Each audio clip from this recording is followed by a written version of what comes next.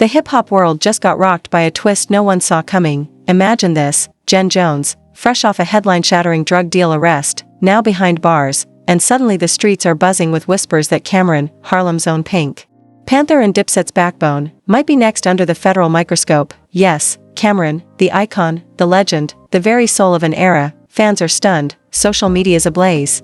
Timelines split in chaos as rumors twist into breaking headlines and sealed court documents start surfacing with Cam's name on them. The Dipset empire shaking beneath the weight of suspicion, lawyer panic caught on camera, faces drained, shoulders tight, questions swirling. Is this guilt by association or something darker slithering beneath Harlem's bright lights?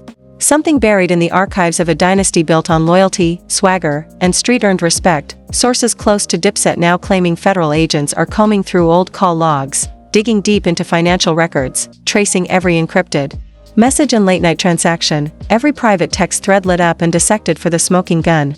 And back home the family's torn, some swearing Cam is innocent to the bone, others quietly whispering maybe, just maybe, he's been hiding secrets for years, secrets tucked behind studio sessions and fame, and this time it's personal. It's more than image, it's legacy, it's the name Cam built brick by brick alongside Jim Jones and Jewels, and now everything, Dipset's future, Cam's rep, everyone connected to the movement, hangs in the balance, the conflict real. The drama boiling, and one question echoing through the streets louder than ever, is Dipset facing its darkest hour?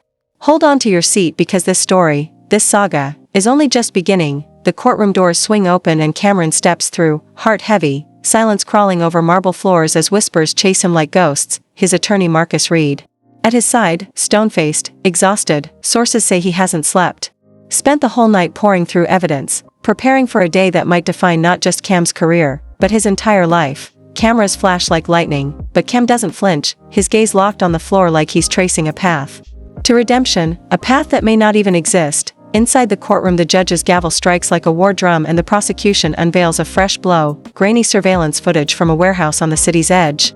Black and white, shadowy, a figure, tall, lean, unmistakably resembling Cam, slips through rows of boxes, speaking in low tones with someone identified as a known lieutenant of Jim Jones. The audio's rough, crackling, but the words cut clear. Testimony claims that on March 12, Camron, real name Mr. Carter, met with this lieutenant to discuss delivery logistics. Profit splits, the gallery gasps. Jamal, a Dipset road manager, heart hammering, seated in the back, staring at the scene like he's watching history collapse. Earlier that day he had tweeted, "Dipset till we die," but now, phone in hand, doubt creeping in, he thinks of deleting it. Were all those lyrics about loyalty and brotherhood just smoke? The family split again, some demanding a public statement, others begging Cam to stay silent until they can find the truth.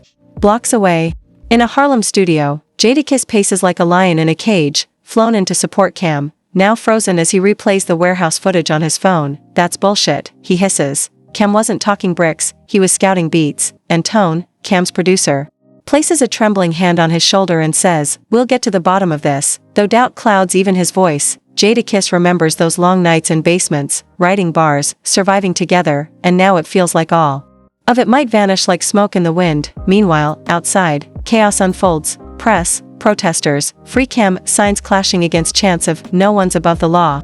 Sirens scream in the distance and a young fan named Riley sobs, "He's innocent, I swear," while across the street, someone spray paints "Dipset is dead" on a brick wall like it's the final word. And deep inside a federal field office, agents surround a table covered in phone records, wire transfers, and bank ledgers. Veteran agent Rachel points at suspicious cash withdrawals synced to Jones's movements. 2 entries scrawled with Cam's initials. "That's suspicious," she mutters. Her partner Mark isn't convinced. "Initials aren't proof," Rachel snaps, then let's subpoena every damn transaction that matches his schedule, and the paper war begins. Back in court, Cam's defense team hits back with a twist. A text thread shows the initials matched Curtis, an old friend, not Cam. The courtroom gasps. The judge leans in, glasses low. For a second, Cam's shoulders ease, like maybe, just maybe, they caught a break, but the dread never leaves. And as night falls, talk shows light up with speculation. Did Cam just dodge the bullet or is it misdirection?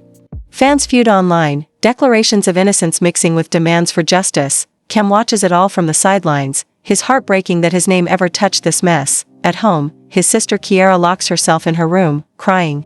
Their mother Donna packing care packages, sandwiches, notes filled with hope, trying to stay strong but flinching every time she hears a siren. And across the city, Jim Jones sits in a cell, grinning, tapping the bars like a beat. Dipset. Ends with you, Cam, he says under his breath. Even behind bars, Jones moves pieces, plotting, stirring tension.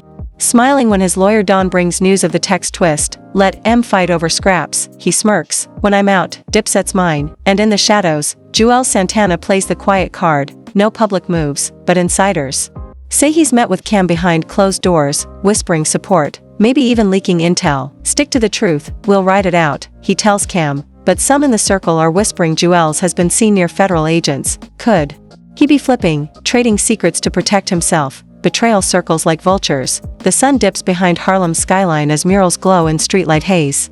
But the headlines don't stop. The courtroom opens again and Cam walks in for another round. The prosecution calls a witness, Marcus "Slick" Davis, a former Dipset roadie. He's sweating, hands shaking, voice cracking as he says, I moved a lot of packages for Jim, but never saw Cam touch one. The prosecution attacks. Then why are your logs tied to drop-offs near Cam's studio? Slick stumbles, the locations, not the people. The courtroom murmurs. Cam breathes slow, the tiniest spark of hope flickering in his eyes. The media erupts. News anchors lean in. Is this a frame job?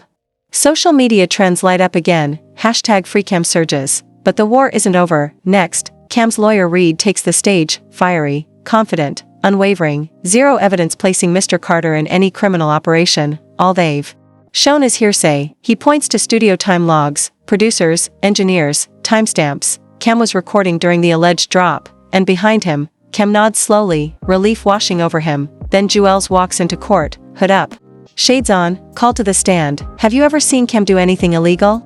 The question hovers. Joel swallows hard. Music, art, hustle, never crime. The crowd cheers. But then comes another twist. Lindsay Cole, the private investigator, presents security footage from a luxury car dealership.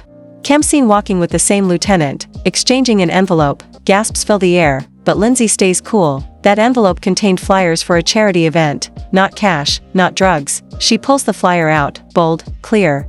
The prosecution scowls, but the doubt seeps in. Meanwhile, Rachel Furrow in the Fed's mobile command van stares at a phone ping map. Cam's phone and a known Jones associate ping near each other seconds apart. Coincidence? Or coordination? She wonders, but Mark reminds her, phones can be spoofed. Back at Cam's grandmother's brownstone, candles flicker in vigil, neighbors praying, Kiara clutching Cam's old cap, Donna releasing petals into the night, a fragile faith holding tight. Outside court, Cam finally speaks to reporters. I'm tired of rumors, I just want my life and music back. His voice cracks, but he stands tall, and then, the internet breaks. A leaked document shows emails between Cam's PR team and a Jones contact about a party for an unreleased track. Some say it was a code for a drug deal, others say it was just marketing gone wrong. Cam retreats to a private studio. Gathering Jadakiss, Tone, Lindsay, strategizing. Jadakiss slams a fist. We go public, no games. Tone sets up a live stream. Cam agrees, I'll show them who I am, and the city holds its breath. The night falls. Red and gold over Harlem as the streets pulse with rhythm and tension. This is Cam's world, and it's under siege, but he's not done, not yet.